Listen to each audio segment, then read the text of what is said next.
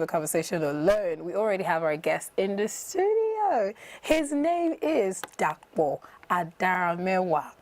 Did I get it right? You did a perfect job, brother. Yay! I practice because I wanted to get it right. I mean, Yoruba people were very particular about our names, and we had that full conversation this morning. Yes. Good morning. Thank you so much for joining us. Thank you very much for having me. It's amazing, really, because Dakpo has always been on the newspaper review, and we made a joke before the show started that we brought out a new side of our guest this morning, but the conversation is on moral education. You are an educator, and you're very experienced. You've been doing this for a bit now, and you know how it is when it has to do with this kinds of conversation. But before I get into the questions on moral education, we got some comments from some of our viewers, and we started doing that before the show. Before we went on the break, but we're going to get into it very quickly, and I will take this comment. All right, so first, let me ask you this before I take this comment. Who do you think is to blame for a child's disrespect? Is it the parent or is it the educator? Who is responsible for a child's moral education? Wow, that's a very difficult question, actually, because there's so many factors, you know. It's like, what is responsible for a good pot of stew? Is it the water? Is it the pepper? Do you get what I'm saying? There's so many factors that go into a child being disrespectful. Now, what have they seen around them? Because children learn a great deal from what they see around them. Now, has mommy and daddy been speaking to each other in a disrespectful way? Has that happened? Or have they seen a teacher speaking to another teacher or speaking to a fellow student in a disrespectful way? Have they watched a movie where something like that happened? So there's so many factors, and it's hard to say who is to blame without really examining all the environmental factors that happened around that particular child. So. Yeah, it's a very difficult one. There's no straight answer that would be wrong. But somebody should be responsible. Like, who takes the cake when a child is not doing well, especially when it has to do with behavior? I mean, so I was asking Yemisi this question earlier this morning that so a child would spend half of their time with the teachers in school because, I mean, from More 7, but yeah, sometimes from 7 till about 3, 4. If the parents are far away, probably till 6, then the child may go from school to a nanny who is also some form of an educator doing informal education at home, and then maybe till 9 when mom and dad is back, or maybe till 12 because of Lagos traffic and all of that, and that goes on and on. The child is done from preschool, nursery, primary, secondary, till uni, and probably never comes back home. So all their formative years. Yeah, I mean, so who then are we talking to because somebody has to take the cake when a child is behaving a certain way? Yeah, you see, I always like to separate fault and responsibility. Okay. Now, because by and large, who is to blame is probably not the most relevant question. Who is responsible for correcting it? Because if we even narrow it down, we say we do an analysis, we say, okay, where did you first hear it? Who did it? Who did that? Who did that? Okay, we might be able to, we might not be able to find out who exactly was responsible for that child's change in attitude. But what is more important is who's responsible for correcting it. Okay. You know? Yes, you want to track down, you know, where they got the idea from, but if you're unable to do, who is responsible for that? Now, can we spend more time, you know, working with that particular child, maybe at school, you know, at home? Can the parents spare a bit more time to work with their child and see, you know, how do we reshape that child's values, you know? I think that is usually the pressing question. But yeah, it's very hard to narrow down who's to take the cake, you know. I think the parents, in some cases, some parents would want to say, yes, it's the school. He was not like this before he left, before and all of that. And then the school is like, well, no, actually, he's the only one in his class that behaves like this. So clearly, it's not anything we are doing, because if not, all our children would be acting that way, you know. So there's a lot of that back and forth, and some of these things, you know, a child can be walking past somewhere and hear somebody speak to another person rudely, and it sparks something in their mind, and they're like, okay, well, that's an option. I didn't know. Nobody has told me that was an option, but clearly I've just seen it happen. So let's see how I can do that. Let me try it and see how it works for me. And then it's about how well you can correct that child and help them learn or unlearn whatever it is they've picked up. Okay, now, so it's important that we separate sometimes, like, church and state and all of that. Definitely.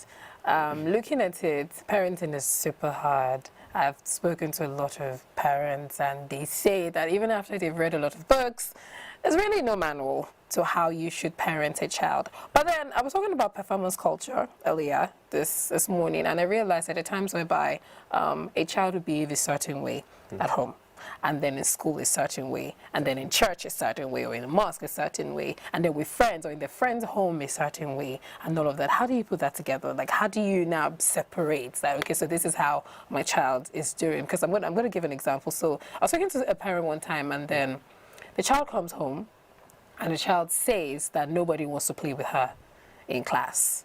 And then, of course, the mother would assume that it's the children that are bullying her child, because her child is very nice and very sweet in the home and all of that, well behaved, doing what she's supposed to do, doing the assignments. But she said, okay, let's go to school. She didn't expect that a mom would ask the question that, why are you not playing with my child? And then they said she's a bully. Then everyone says, like, she's a bully, she's always beating us, she's always shoving our head somewhere, she's always taking our lunch. In Nigeria, that she is a bully. And so because of that, they decided that they were not going to talk to her anymore. And the mother was so confused that, where did you get that from? And she's a single parent, so there was no dad, nothing. So there was no issue, well, according to what she had said, no issue of domestic violence or any of those things. So where did you get that from? How do you have this behavior that you have? How? And she had to now start talking to her and start doing all of those things. But then at the end of the day, she was telling me that I don't even know if she has changed, because her behavior is different at home. But how do you separate? Well, I think firstly we must ask ourselves, even as adults, are we consistent in every way? Are we who we are to our boss? Is that who we are to our gate man? Who we are to our gate man, is that who we are to our pastor on Sunday? Is that who we are to our lover? So here's this human problem of inconsistency or cognitive dissonance, if you will, the difference between what you do and what you believe. So it's a general condition. Now, the only way to transcend that in children is to create an environment where they can be honest, where a child can come in and say, you know what, Dad, I punched somebody in the face today. He really annoyed me. And your first reaction is, oh, because the moment you do that, you're locking that child out. You sit down and you say, okay, so how did you arrive at that? And help them work through. So there needs to be that transparency, because if not, the child will give you what they think you want. Okay. It will go to Sunday school. It says, Sunday school, this is what you want to see. He will give it to them, and they will build that culture of always being different to different people. And it's always very dangerous, because once they take that to adulthood, there's no telling the impact that would have on their lives. Okay, let's get into the comments now. We have Esther from Lagos, and Esther sent in a comment saying, the question is, who should be responsible for teaching young children good morals? Is it the parents? Is it the educators? Now, Esther from Lagos is saying both, actually. It starts with parents, since the children are first introduced to them at birth. The educators only continue from where the parents stopped at home, on the basis of agreements reached between educators and parents. Now let me take this one from Rafiat. Rafiat from Zaria says, I think it's both, because education starts mostly at home. Also, if you look at it well, the students spend most of their time at school than the home.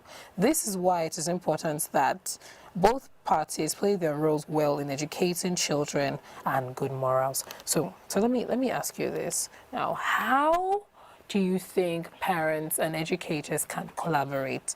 I see some schools where they make it very important for parents to be involved in their child's learning, where they will probably have like a parent and children day. Not there's this one they used to call CTA. it. No, not CTA. Open day. Not open day. Okay. Not open day where your mommy will come and beat you or something. No, not that one. Where they probably have like an art class together, dada or mommy would, do something, and then everyone would come around and see, or, bring your parents to school day, that kind of thing. I've seen a lot of schools do it these days. Yeah. I know they didn't used to do that when I was younger. I don't know why, but okay.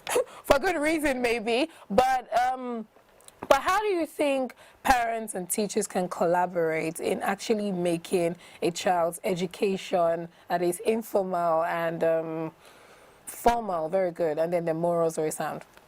I think one of the key things that children need is consistency, and that's why you see a lot of schools drawing their parents close. For example, in my school, we engage our parents constantly. We invite them for meetings, town hall meetings, where we discuss, well, these are the issues that your child is facing. They need that consistency, because if your child is underperforming in school or has a behavioral problem in school, and in school we're trying to change that, trying to enforce discipline, and he gets home and there's none of that discipline, there's none of that consistency, then he says, okay, well, I can do whatever I want, because there's no consistent, shall we say, moral training across board. And that's where the problem sets in. Once you create an escape route for a child, the child will naturally go there. And so that's why you need that, it's on both parties. Yes, of course, the parents have a head start, but quite quickly, through the education, like we've discussed, the average Nigerian, if you're walking on the island, living on the mainland, you're probably leaving the house at 5 a.m., coming back by 10, your child is already asleep. You don't really interact with your child. So you might have a head start when they're still babies, but in their formative years, the educators are the ones who are spending most time with your children. And that's why it's always very good to not just look at the edifice of a school when you're picking a school, not just flash, not just dash. You need to really understand the moral values of that particular school. What do they prioritize? If that aligns with yours, then that's good. That's a good place to start. And then engaging with the school. A lot of parents think that, well, I'm paying school fees, right? I can just drop him and then come and pick him when he's perfect. But no, you need to engage. It's like they say, it takes a village to raise a child. So the commenters are actually right in the sense that it's both parties that need to play a part in what we're doing here. And the most important part, I think, is modeling certain behaviors. Okay. Yeah.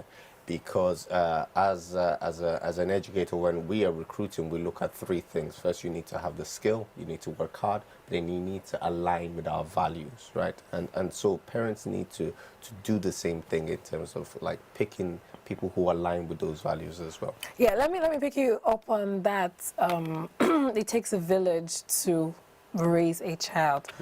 Does it really, though? It does. In this new dispensation. It actually does. How so? Even more so because children are just soaking up information everywhere they go. The TV shows they watch, they're soaking it up. The movies you let them see, they're soaking it up. It's defining who they are. So in that sense, it takes all the sensory factors that are coming in to raise the child right. Because if they're getting good information from this angle, they're getting bad information from this angle. There's a natural tendency for people to. Being bad is easy. Being good is what is challenging. Do you get what I'm saying? As human beings, the tendency is to, lean towards what is, easy, right? So it does take a village. It does take the educators. It does take the parents. It does take the aunties that they see. It does take the cousins that they hang around with. It does take the friends that they even hang around with. The TV shows that they watch. All information that goes in. It's almost like a child is like an empty computer, so to speak. And all the information coming in is coding. You're the ones coding that child. And so that's where the expression, it takes a whole village, because it's everybody who speaks to the child or interacts with the child is putting a bit of code. It's putting a bit of code. And if the malicious code is more than the good code, then naturally it will happen. Just to put this conversation in perspective, what is moral education? Well, moral education would have to do with raising up a child and imputing in them the agreed moral values of our society, which we feel benefits the society. Now that changes. That's where culture comes in terms of moral education, because culture does influence our definition of what is moral, what is right. But generally, there's a consensus as to what is right across the world, across different religions, right? So it's really about giving them that information that we have come to the consensus that this is the right thing to do, this is the wrong thing to do, and allowing that child to truly understand and adopt those ideas. Really. So, I know that there is like a general consensus as to what is right, what is good, what is bad. But then there's a school of thought that says that that can also be subjective. That is, whatever it is that we think is right is not necessarily what it is. I mean, somebody's truth is not necessarily what is the truth. Like, there's nothing that's absolutely black and white. So if we put that under a microscope, it makes everything a little bit here and there. So how can we define what is good for a young person, really? To define what is good. Okay, first I need to deal with this this modern philosophy that I'm going to live my truth. I'm going to, I like how you put it, modern philosophy. Yes, it's a modern philosophy. I'm going to live my truth. I'm going to stay true to who I am, whatever I believe is what is right. It's a very nihilistic approach in the sense that once we descend into that realm where we say there is no right and wrong, it's subject to the individual's choice, well, then I might as well go out and rob a bank because there's nothing left. It's up to my choice, right? We know that there is a moral code, if anything, written into humanity's DNA, because you go all the way to a random country. You go to North Korea, for example, where people are currently suffering, and you ask even the guards, do you honestly think what you're doing is right? Somehow, they might have grown up in an environment where it's the norm, but there's something inside them. They can choose to kill that and not listen. And when you stop listening to it long enough, it will stop communicating with you. But there is a general consensus as to what right and wrong is. And we should try not to just adopt this idea of, it is whatever I say it is, so to speak. But if I wanted to explain what good moral value would be, I would take on this analysis by C.S. Lewis in a book called Mere Christianity. Now, the one we all talk about is what is good, or what is moral is what does not hurt you. Whatever I do that does not hurt you is good. You do get it's good. That's the moral thing, as far as I'm not hurting you. But then morality should go beyond that, right? Morality is also whatever I do to myself, as far as I'm not hurting myself. Because if you look at it strictly from an economic point of view, right? Okay. If I decide that I want to cut off both my legs, for example, now that's not hurting you, but it does hurt me. And it does impact my ability to go around and produce within this economy, thereby doing a disservice to all of every Nigerian. Do you get what I'm saying? So when we just limit it to not hurting the other person, sometimes you hurt yourself, you're hurting the other people around you as well. So that is an element of morality. Treat others like you would like to be treated, and treat yourself with respect. You treat yourself with care and love. That is an aspect of morality as well. And then finally, it is also aligning whatever we do towards the purpose of humanity. Because we can't just sit and say human beings are just here because we're here. Regardless of what religion you profess, you must recognize that there's a reason why we're here. So as long as whatever we do aligns with those three things, one, it aligns with the purpose to which God, or if you don't believe in God, whatever you believe in has put you on this earth. It has to align with that. It also has to cause no damage to yourself, because by that you are causing damage to society as a whole. And then the more common one that we all know, treat others like you would like to be treated, and cause no harm to each other. So those three, I would say, are a fair definition of what is a good and moral education, shall we say. Okay, let me get into the comments. Now, this one is from David.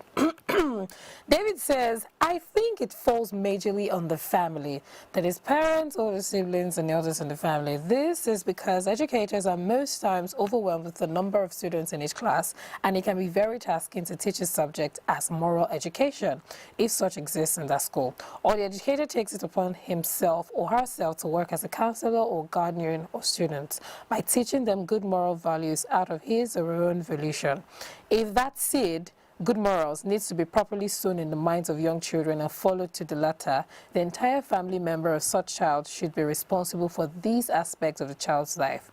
This is because it will go a long way in shaping how the child will turn out in the future.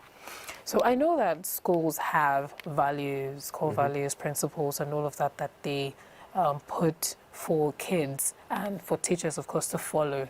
But I also know that at times whereby teachers take it upon themselves, educators take it upon themselves to do more for certain students, especially if the child isn't doing so great in school, or the child is unruly, or the child is not performing as much as they should, or the child has potentials, but the child is not just living up to expectation. I just feel like a lot of teachers have that foresight. They can see that, okay, so this child needs something, and let me just push.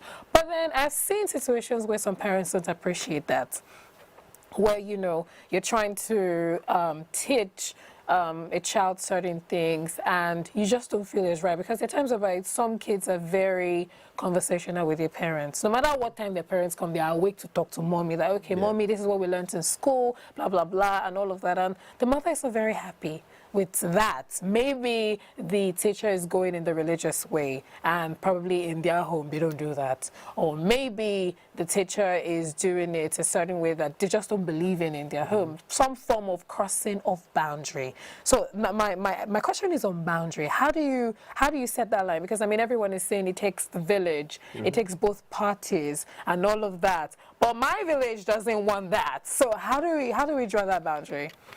I think transparency is very key. As an educator, as a school owner, you want to be very clear about everything you believe.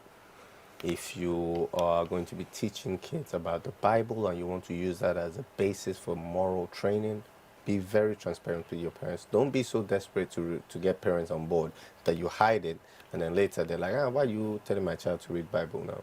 Do you get? So you want to be very transparent, and the parents also want to do their research. Ask key questions. Don't just ask what grades did you get last term? How many A to C's?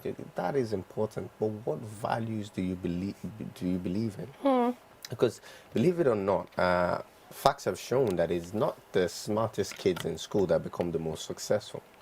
So that's just the truth of life. Now, we as Nigerians, we don't want to accept that my child must get 5 A's. You know, that's what everybody wants. I mean, I'm paying a lot of money. You should have 5 A's though. But is that the biggest determinant of success? Do you want your child to have 5 A's and be unsuccessful as an adult, or do you want them to strive for those 5 A's, and if they can achieve it, but then also have a sound foundation in terms of their value structure, because that is what is going to determine the heights to which they can attain in life. For example, even something as simple as a child learning persistence is so important, because we all know as adults that life will sometimes give you a little bit of this, a little bit of that. Yeah. It will give you like this, like that. So you got to learn to be persistent, to take the knocks, get back up, and keep going. But if you don't have that kind of values embedded in what you teach these children, they go out there and they expect life to just be soft, you know. And become socially inept sometimes. Thank you very much. Socially inept. And in fact, that is, again, one of the most important things. Like, I bet you look at someone like Mark Zuckerberg, right? He's probably not the best coder in his company at all. Far from it. Do you get what I'm saying? He's probably not the one. I don't even think he graduated. Actually, did he? He did. He was at Harvard. Yeah, he didn't graduate. I'm sure I did. So you see things like that, and you're like, well, clearly, you know, it doesn't go to the most intelligent, it doesn't go to the fastest, does it?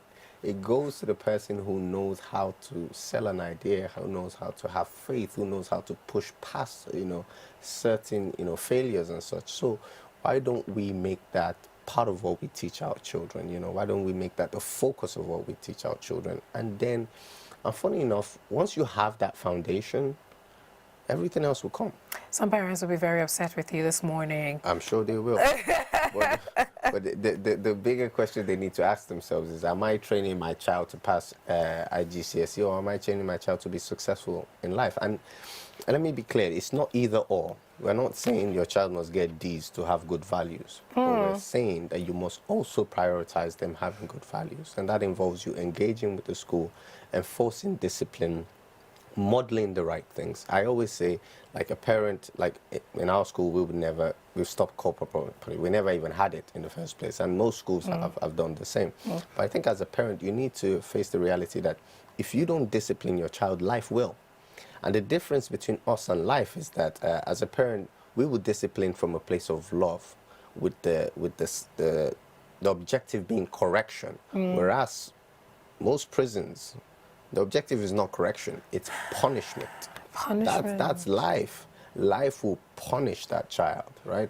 Just for the sake of punishment, not seeking to correct. Whereas you as a parent are in a position where you can start doing that now. You can start enforcing discipline, you know.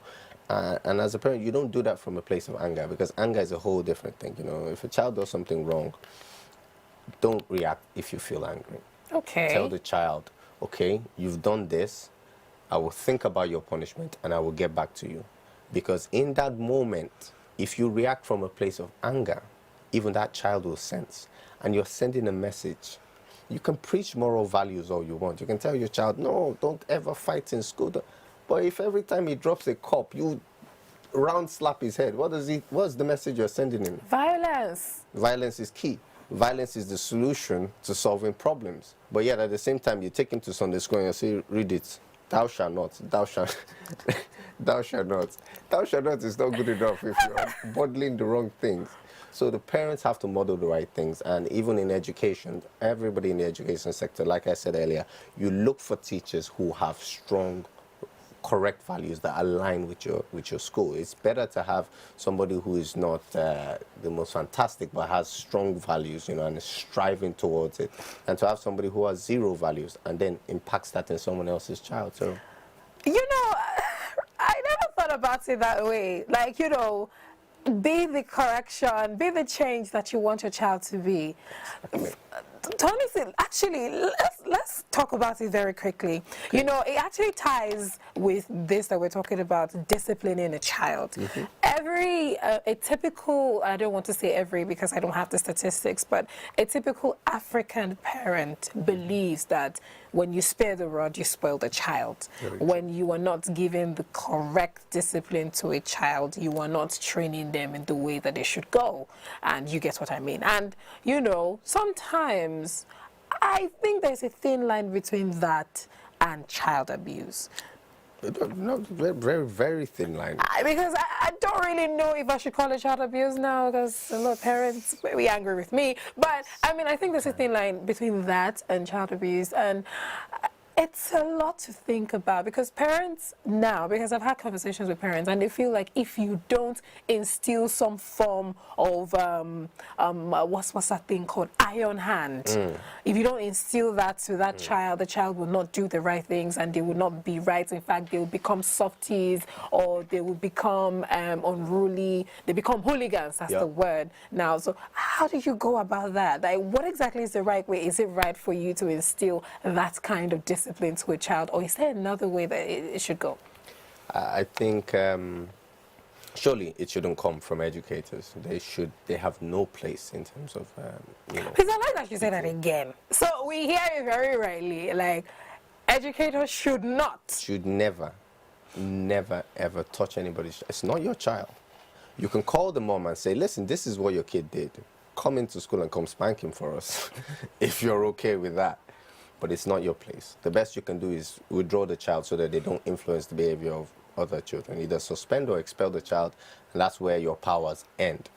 But as a parent, yes, I think there is a place for you to discipline your child. Because like I said, if you don't discipline them now, the prison system will discipline them. The job opportunities they miss will discipline them. The fact that they will be stuck in poverty because they've made a lot of bad decisions will discipline them. Wow. And all these other factors are not as caring as you are. And when it comes to corporal punishment from a lot of parents, it's, you know, growing up, I used to have friends whose parents would whip them down, up, left, right. And in fact, growing up, of my two parents, one was open to beating, the other would sit you down and talk. And trust me, we prefer the beatings. Yeah, we prefer you give it to us, we'll chest it like men. No shaking. We'll take the beating and we'll go. But when the other parents sat you down and reason with you and explain to you that what you did was a disappointment. Oh, That's the one that you'll be thinking about that for days after. Do you it get? disappoint. No, no, no, no, no. It's so there's a way you can go around disciplining a child. That's not to say there's never a place for corporal punishment. Yes, in certain extreme cases, if your child is about to put their finger into a plug and you say, oh, no, I'm not going to slap the hand, it's impolite. Excuse me, John, could you?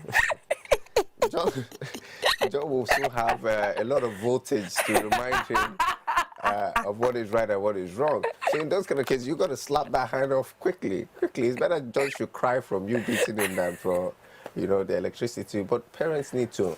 We're all human beings. Like they call it SAPA now, right? Yes. SAPA affects the way you.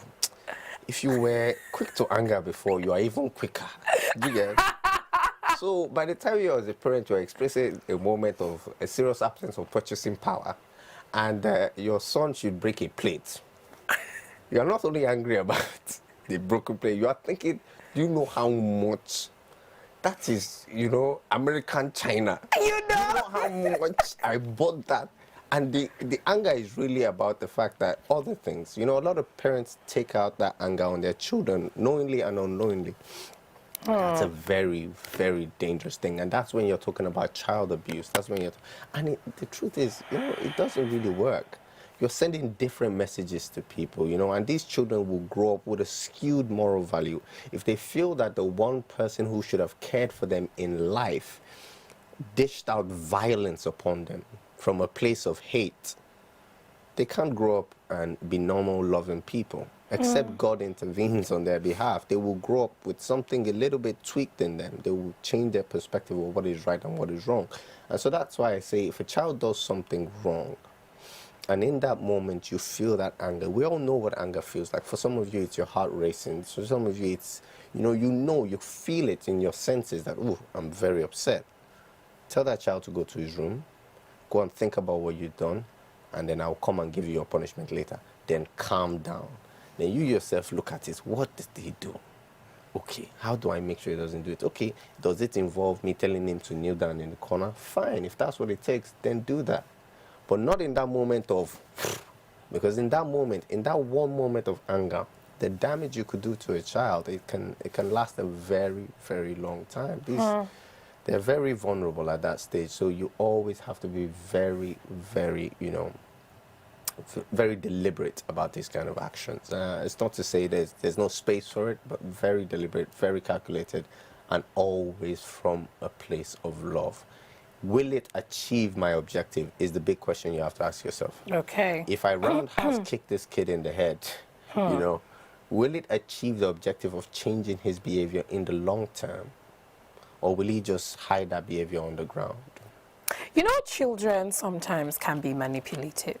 And they spend time, maybe subconsciously, because I'm thinking about it now as a child, if I had done some of these things. Can't remember. But I definitely. maybe unconsciously, subconsciously, whatever it is that we want to put it, children can be manipulative. And I have heard progressive thinking parents talk about how their children would know that, okay, so this is what my mother would do, so I would use that against them. I know that my mom will probably not want to, beat me or spank me immediately. My mom will probably say, go to your room, or you're grounded, or something like that, because they know that, their mother is not all about, or their father is not all about instilling some form of, or doing violence with them or something like that. And so they use it against them. And if you're that kind of parent and you find out that this is what your child is doing, and you are trying as much as possible to do the right thing by parenting them, how do you address such situations? Well, you see, they get to a level where you just have to resort to prayer. Okay. No, I'm being serious, because some of these things, you can't get it right. We at our school, we engage with our parents, say, okay, come for prayers, let's pray for our kids. Like, that is one aspect of it, right? You need to, especially if you're a spiritual person, you need to commit certain things to the hands of God. God, help me change this child, right? And then you need to understand that I'm not saying you shouldn't beat your child. I'm just saying you shouldn't beat your child without being clear of what your objective is. Don't beat your child to satisfy the anger that you have inside you, or that, oh, what have you done, then you're just satisfying that lust, what shall we say, lust for satisfaction of your anger. That's not the objective. The objective, if you're going to ever, do corporal punishment, shall we say, is to change the child's behavior. And so you have to, find that balance. And if you find there are some children like that, that you are throwing different things at them. Sometimes it just doesn't seem to work. Sometimes you just have to be patient and pray. Eventually, some children do come out of it. It's like a phase that they go into, and they will grow out of it. But they need to know that you love them. They need to know that they can trust you. Because some of these kids, when a child is misbehaving like that, there might be something really wrong, something that he's not told anybody. And the one thing is, when people have secrets, it often makes things worse. When children keep secrets, when there's nobody to talk to, it often makes things worse. And that's why I believe when we're talking about morals, we also, I forgot to mention, we also have to make it clear why we're telling a child to act a certain way. It's not just about don't do this because I said don't do this. Okay. Right? Don't do this because... Make a child understand. One of the most shocking things that I've come to understand now is they used to tell us don't lie. The Bible clearly says don't lie. I never really understood why, because I always thought it's to my advantage to lie because I don't want somebody to know these things. But then as I've grown now, I've understood that oftentimes there's a psychological weight that comes with a lie, that you have to top it up with another lie. You have to top it up. You have to try and maintain that consistency. Yeah. And whatever you're keeping in the dark often will get worse. If you have a bad behavior and you keep it secret, oftentimes it will, most often than not, it will get worse. Because now you're not engaging other people. If you have a problem and you're not telling them, because that's another form of lying, right? How are you? I'm okay, solid, everything's fine. Do you get it? That's another form of lying, right? But deep inside, you're burning. Something is emotionally draining you, and that's what leads to depression. And you see, that's why they say statistically young men are more likely to commit suicide than any other demographic. And that's because as a young man, you grow up with this belief that I'm man and all of those things. I'm self-sufficient. Toxic I'm strong. masculinity. Yeah, toxic man. You are like, yes, I'm strong. I don't need anybody's help. And you're dealing with these things. Whereas if you laid your problem out with somebody that you can trust, you realize that, maybe the problem wasn't as big as you thought it was in the first place. And maybe it's something they can help you handle. So you need to really make these children understand why it's to your advantage to not do these things. And above all, just commit them to the hands of God, really, because nobody's perfect, nobody gets it right. Yes. You were saying something about parenting, education, morals. Like, how do you create a balance with all of these things, like for your child learning and also learning good morals, you wanting to know if you're going to discipline them or not, you knowing that, okay, so this is the right thing to do for my child, you knowing that, okay, so this is even the right school that my child should go. You were saying something about doing your research and all of that before you get your child into a particular school and everything. How do you create that balance? How do you know? Because at the end of the day, I don't always say it takes a village and the box who falls down. That it just comes back to you as a parent. Because when your child is behaving a certain way, you're the one that they're going to call. That, ma'am, your child is acting a certain way, you should come and pick them up or something like that. So how do you create a balance where you actually, there's also this part that I want to mention, this part where you were talking about grades and then moral standards. Like, yes, you said something about statistics have shown that it's not the brightest that is always the wealthiest, but sometimes it's the ones that probably didn't even finish school that at the end of the day became more successful, maybe because they mastered something there and all of that. There's no way you're going to come and sit me down and tell me that I'm paying millions in this primary school and my child is going to be getting D's, but my child is somehow good in sports. Oh, okay. No. There's no way we're gonna do that. No, but I just want to correct something. I did say I was referring to what's his name? Mark Zuckerberg, yes. It's not everyone that's meant to be that, though. Yes, no. I want to just be clear. Like somebody once said, he dropped out of Harvard. He didn't drop out of a Sherry Grammar School. Wow! So please don't take that as it means that you can just drop out of school and be successful and blow. No, that's not what I'm saying. School is very, very important, very crucial. What I'm saying is that parents have to know that it's important to find that balance. And a lot of the parents, at home right now who are watching will know that many of them were not the best in their school. Many of them were not the best in their universities. Some parents will not tell you that. Yeah, though. they'll tell their child, I got A's. No, but you probably weren't the best. But at the same time, have you turned out fantastic in your life? Yes. So I'm just saying that the focus shouldn't only be on good grades. The focus should still be on good grades. It is important to strive for goals, and that's why we have metrics. That would be like an Olympian saying, listen, it doesn't matter if I get gold, as far as I take part and I have a good behavior while I take part. No. You want gold, you should strive for gold. But at the same time, you want your child to strive for those good grades. You want them to get those good grades. And any responsible school will do everything within their power to get your child those good grades. But then they need to build the character of the child along the way. They need to build the work ethic, the belief system of that child. They need to work on all of those things as well as that. And I think that's particularly very key. Sorry, and then you asked me something else? Okay, let me take this last comment from Uzo from Anambra. And Uzo says, personally, I believe everyone has a role to play in the child's upbringing. It is said that it takes a community to raise a child.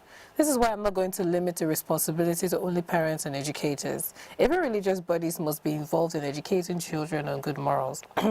Everyone definitely has a role to play because we cannot exactly censor what the child sees and feels. We could be wonderful parents, but the neighbors are bad eggs. Let's not forget that they can influence how a child turns out.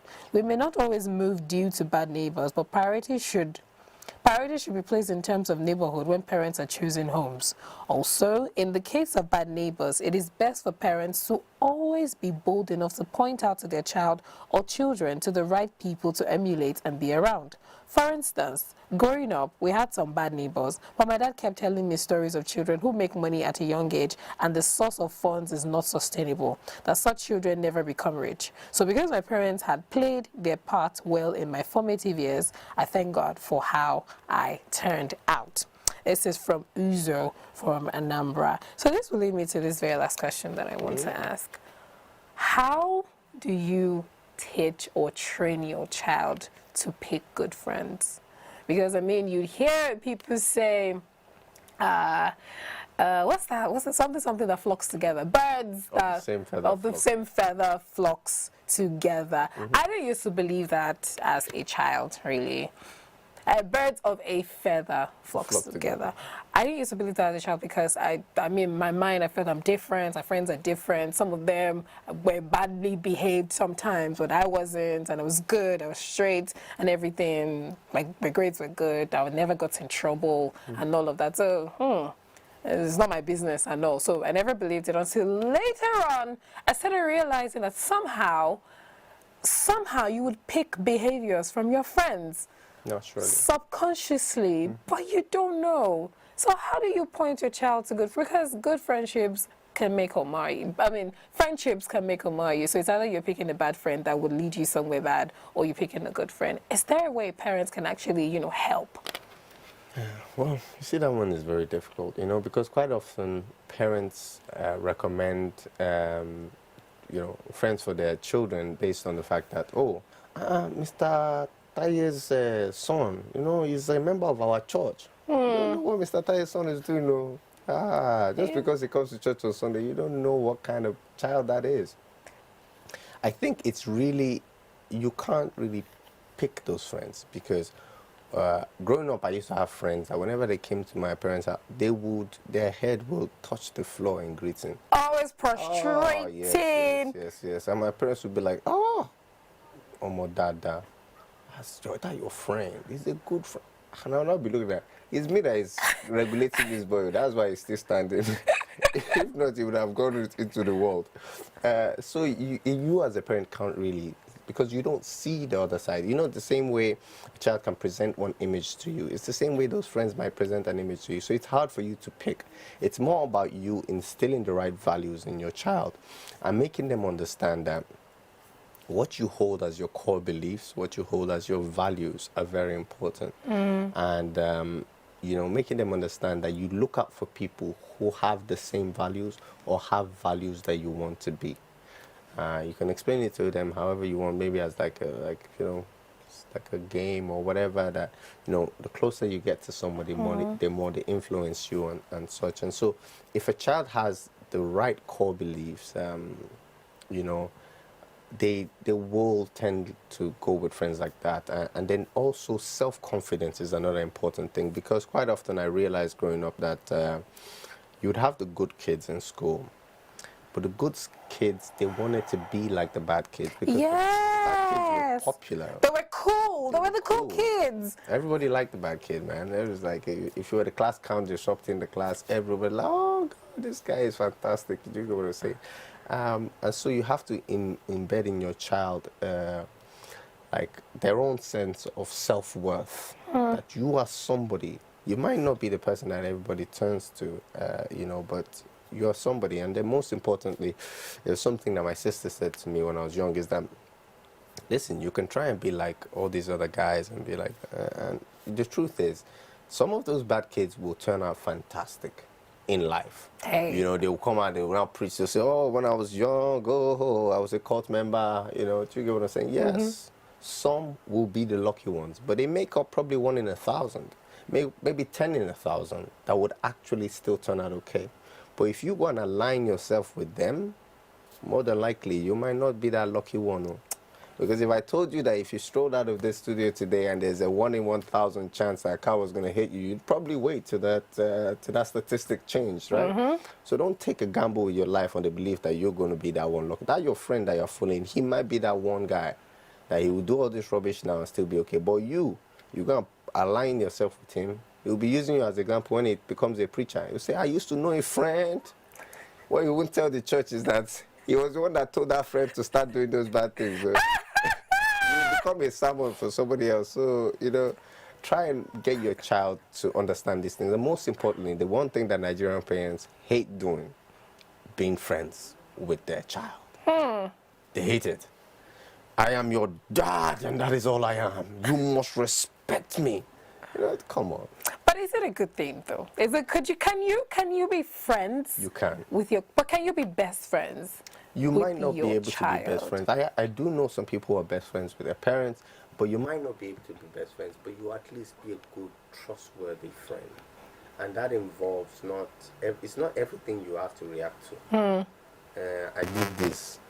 They'll be watching your reaction. If you fly off, the next time they do something worse, what will they do? They'll hide it. So you have to, it's a very hard thing, and our culture doesn't lend itself to it, because when you start being your child's friend, there will be some kind of disrespect sometimes. I know. So I get. Come in and be like, I'll find out. I get. Yeah. So you are there. When I was your age, I was frustrated. I never have looked my dad in the eye. I see. So you have to find a balance. And swallow that little bit of disrespect, but in the long run, it would actually help you as a parent. Wow, I have learned a lot in this conversation this morning. Thank you so much for joining me with this conversation that we've had this morning on moral education. And in fact, I know that you've opened a lot of questions in parents' heart this morning. Now they're thinking about it. Should you or should you not be a friend to your child and all of that?